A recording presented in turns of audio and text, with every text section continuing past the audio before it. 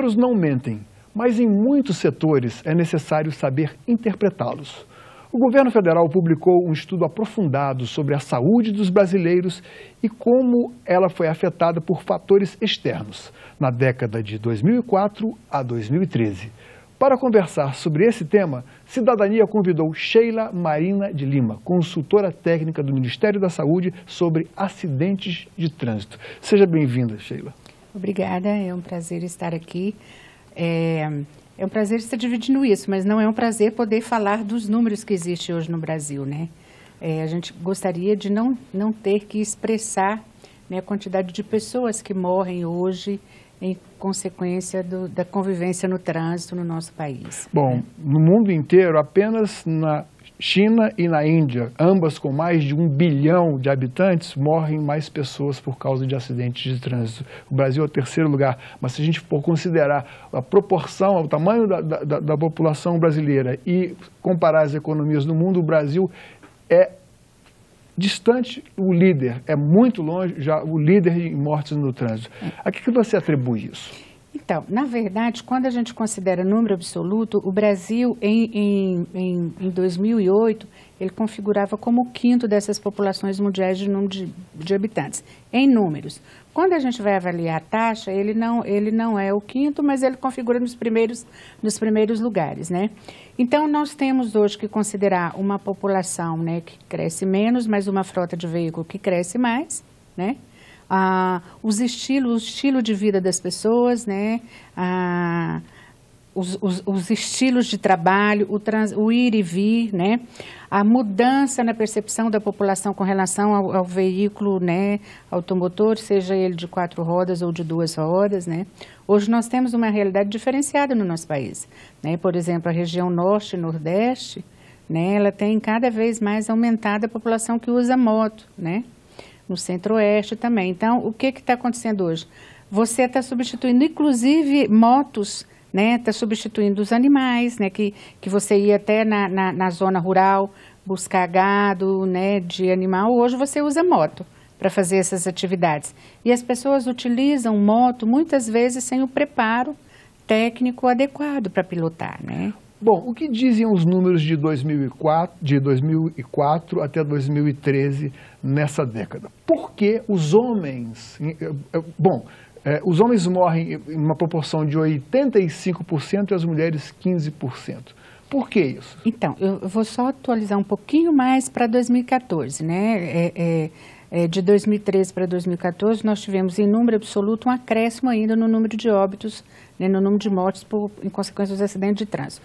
Em 2014, nós tivemos 43.780 pessoas que morreram em consequência dos acidentes de trânsito. Isso, se você representar em família, em sofrimento, é muito grande, né? Isso impacta, além do sofrimento emocional das famílias, tem um impacto no absenteísmo, tem impacto no trabalho, tem impacto na economia do país, né? Porque isso significa pessoas que vão ficar pelo menos algum tempo impossibilitadas de trabalhar, o SUS que vai ter uma carga de tratamento e recuperação até que a pessoa possa voltar a produzir no trabalho. Exatamente, porque são pessoas jovens, né? Cerca de 82% do sexo masculino são homens, né? Isso impacta não só o Sistema Único de Saúde, mas ele impacta também o sistema previdenciário. São muitos auxílios médicos que você paga, né, para o afastamento da pessoa. Você paga muito, por exemplo, uma aposentadoria por invalidez, né? E isso tem um impacto também no trabalho, que você tem um absenteísmo no trabalho, as pessoas faltam no trabalho, né, em consequência dessas lesões, sem falar no custo, né, da saúde. Em 2014, por exemplo, só se considerar internações do Sistema Único de Saúde, aí a gente faz o recorte. Só no Sistema Único de Saúde, você não abrange todos os gastos hospitalares, todas as pessoas que sofrem acidente de trânsito no país, gastou-se mais de 240 milhões em relação a isso, sem considerar órteses, sem considerar próteses, né? Então, tem um impacto muito grande no setor de saúde, por isso que a saúde também, né, ela se interessa por esse tema, ela prioriza esse tema nas agendas do gestor, tanto do gestor federal quanto dos gestores estaduais e municipais. Esse estudo do qual os acidentes de trânsito constituem uma parte, ele abrange toda a questão da saúde dos brasileiros, como está a saúde dos brasileiros e que fatores externos influenciam, ou seja, não são doenças, né? Não são meramente doenças por bactéria, por infecção, por degeneração do nosso organismo, por causa da idade, não, são fatores externos. Você poderia explicar quais são as outras áreas que fazem parte desse estudo? Então, esse é um estudo denominado Saúde Brasil, né? Cada ano o Ministério da Saúde, ele oferta isso para a comunidade científica, para a população de uma maneira geral, para dar visibilidade ao que acontece na saúde da população brasileira, para as pessoas entenderem e colaborarem também nesse aspecto. Então, além de trazer as doenças tradicionais, a parte de saúde materna, saúde infantil, ele traz também o contexto dos agravos, né?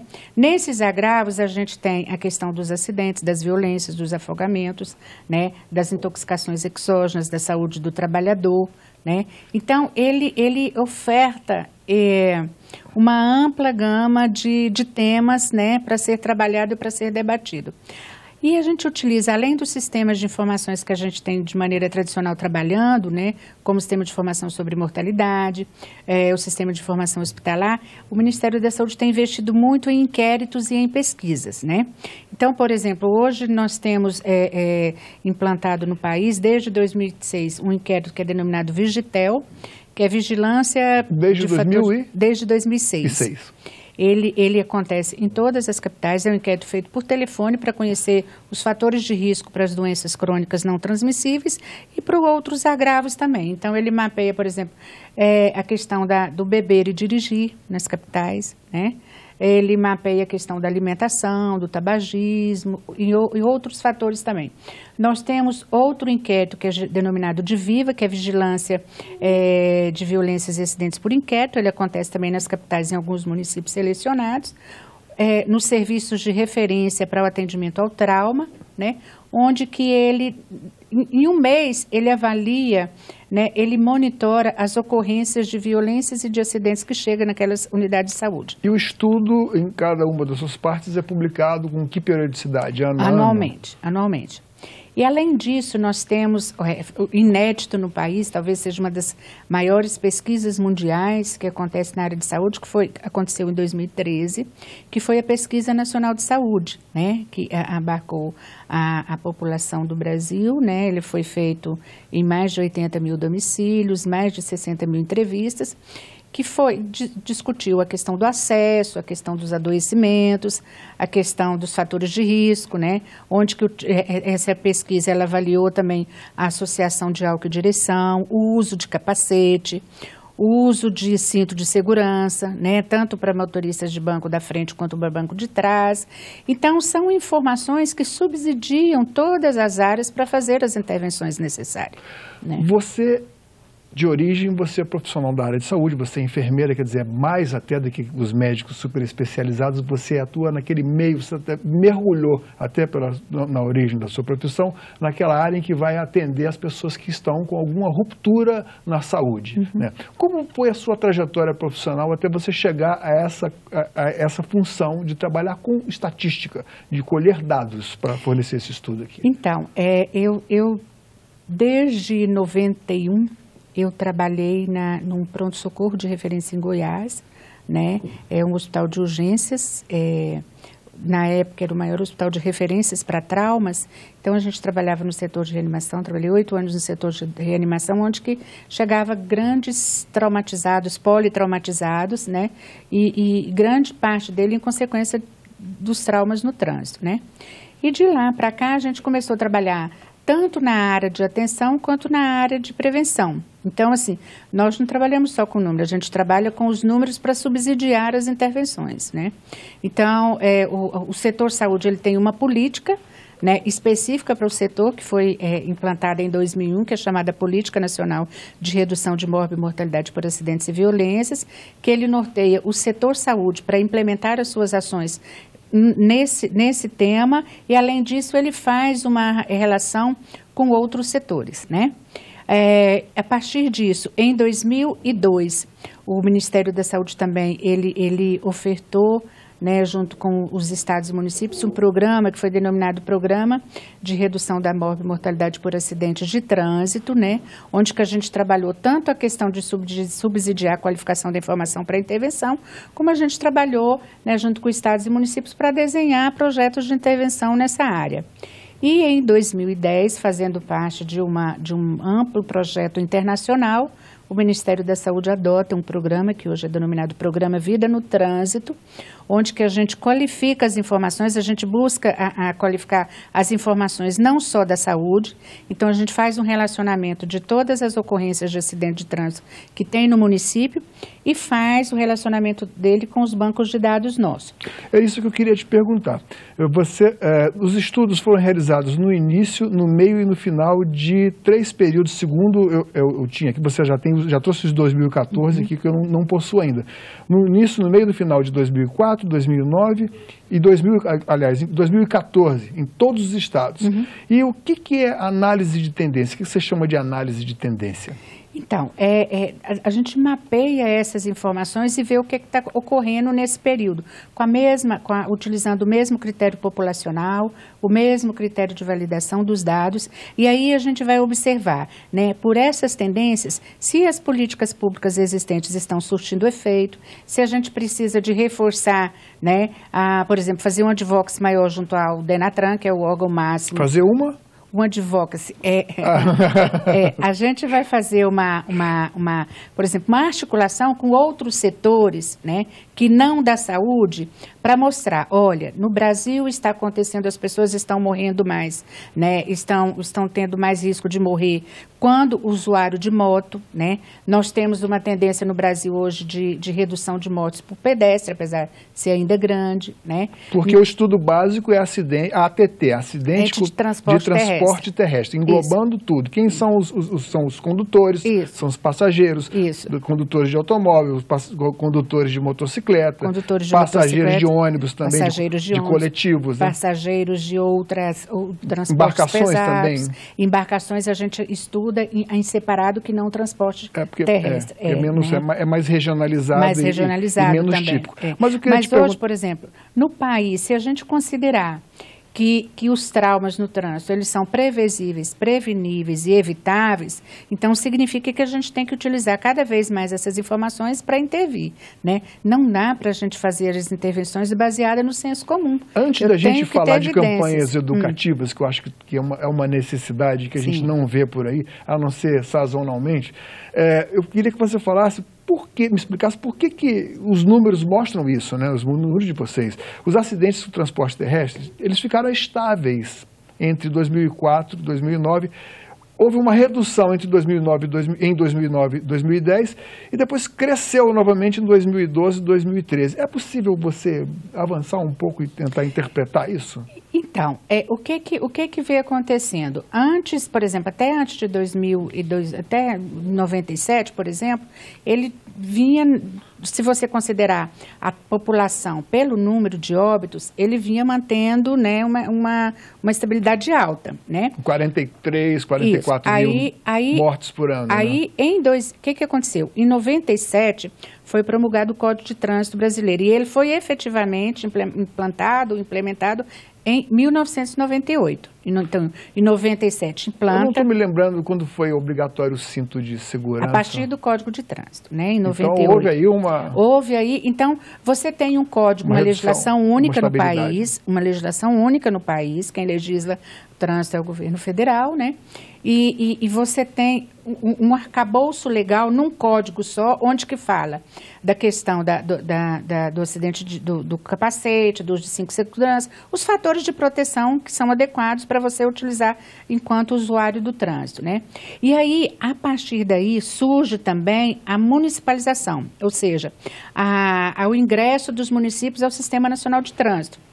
Então, com isso, o que acontece? O município, efetivamente, né, ele assume a coordenação desse sistema no seu município, ele efetiva agentes de trânsito, ele coloca, por exemplo, redutor de velocidade nas principais vias, ele faz abordagem de fiscalização, ele faz abordagem de educação. Então, nesse primeiro momento... O município tem poder para isso? Os municípios que são integrados ao Sistema Nacional de Trânsito hoje fazem isso. Em torno de 1.505 municípios no país hoje. É muito pouco, muito né? pouco ainda. São mais de 5.500. São cerca de 27% dos municípios, né? É um pouco mais de um quarto. Né? Isso implica uma série de medidas também.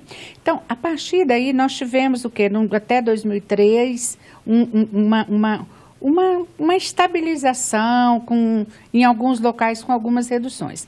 Depois de 2009 para 2010, o que a gente avançou também o Ministério da Saúde? Qualificando mais as informações. Então, dentro de causas externas, tem algumas causas que ficam indeterminadas.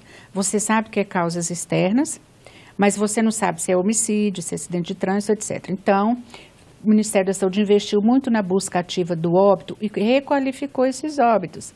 Então, nós tivemos realmente um aumento, né, no número de mortalidade, mas nós tivemos uma requalificação da informação também. Agora, isso não precisa ser comparado com o número de veículos automotores em circulação, que aumentou muito, né? Sim, a gente faz esse comparativo também, né? E existe esse quantitativo relacionado, proporcional, digamos isso. assim? À medida que a população, à medida que a frota de veículos aumenta, você tem um risco maior de exposição. Mas estudos mostram que, mesmo aumentando a frota de veículos, se você tem uma política eficaz no seu município, né, uma política pública eficaz para esse tema, você consegue manter estabilizado sem, né, grandes aumentos. Vocês têm possibilidade de sugerir alguma modificação nos itens de segurança dos veículos também? Porque agora estão, ainda que lentamente, estão melhorando, freios ABS, já vamos ter obrigatoriedade daquele airbag, que já vai ser uma vantagem, né? Isso. À medida que avança, que você qualifica essas informações colocadas na mesa, eles vão subsidiar inclusive a segurança veicular, né? O que hoje, falando em termos de coordenação de trânsito no país, né, tem o Ministério da Cidade, que é o órgão máximo que coordena o Sistema Nacional de Trânsito, né, por meio do DENATRAN, que é o Departamento Nacional de Trânsito. E o Departamento Nacional de Trânsito, do Sistema Nacional de Trânsito, tem um conselho máximo também deliberativo, que é o CONTRAN. Você já tem algum dado, por exemplo, a respeito do uso do celular ao volante e acidentes de trânsito? Tem alguns dados isolados, né, de pesquisas que foram feitas pela ABRAMET, que é a Associação Brasileira de Medicina do Tráfico, que mostra que hoje é um dos fatores de maior risco no trânsito, né? Então, se você associa a celular, o excesso de velocidade, a associação de álcool e direção, né? Aí você tem grandes vilões no trânsito, né? Que ele favorece o acontecimento do trauma e favorece a gravidade também, o aumento da gravidade da lesão, né? Quando passou a vigorar a Lei Seca, em 2008, sim, depois a Lei Seca foi reformulada, ela sofreu até uma modificação no sentido de ficar mais coercitiva, de aumentar as multas e, enfim, parece que não existe mais aquela questão da pessoa não poder se recusar a soprar o bafômetro por uma questão de não querer produzir prova contra si próprio. Isso já é praticamente letra vencida, né? Enfim, mas você já tem algum dado que possam comparar o que era antes da lei, comparativamente, e depois que a Lei Seca foi aplicada com maior rigor, agora mais recentemente? Então, a gente, em 2008 já teve um impacto, né, menor, mas teve já um impacto. Agora, com o aumento no rigor da Lei Seca a partir de dezembro de 2012, a gente já pode observar mudança de comportamento em relação a isso. Nós tivemos, se a gente considerar as capitais, nós tivemos uma redução da população de associar bebida e direção de cerca de 5,5%, 6%. É possível dizer que multa mais severa, punição mais severa do ponto de vista da lei, não só apenas a multa, elas reduzem o número de infrações? Então, é possível dizer que um conjunto de medidas, que não somente a multa, ela tem impacto. O que a gente tem que associar? Uma fiscalização mais rigorosa, né? Uma comunicação social mais rigorosa, aliada a isso. Porque quando você tem digamos assim, uma campanha mais constante com relação a esse tema, com o aumento da fiscalização e o aumento da punição, aí você tem um resultado maior. Agora, a gente ainda precisa de enfrentar no país, hoje nós temos na sociedade uma sensação de impunidade, né?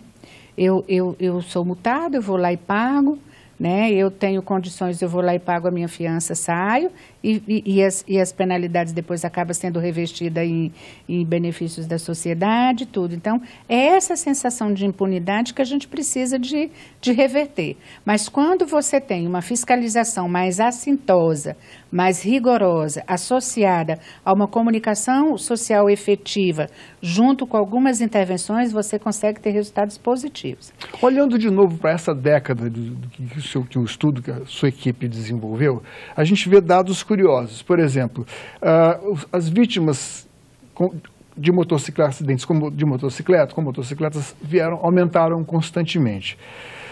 E em 2010 alcançaram a liderança para não mais perder. Mas os pedestres, eles têm sido cada vez menos atingidos. Houve uma redução do número de pedestres atingidos por acidentes com transportes terrestres. Como é que você pode explicar isso? Então, ele estabilizou, né, e agora a gente pode pensar que ele pode estar caindo um pouquinho, né? Eu acho que as medidas de implementação mesmo nas cidades, né? Você tem uma maior oferta de faixa de pedestre, você tem uma maior possibilidade, né, de trabalhar na parte educacional, porque quem hoje são as pessoas mais afetadas em óbitos por atropelamento? São os extremos das faixas etárias, né, as crianças e os idosos. Então, tem se investido mais na questão da educação, com relação a essas temáticas, né?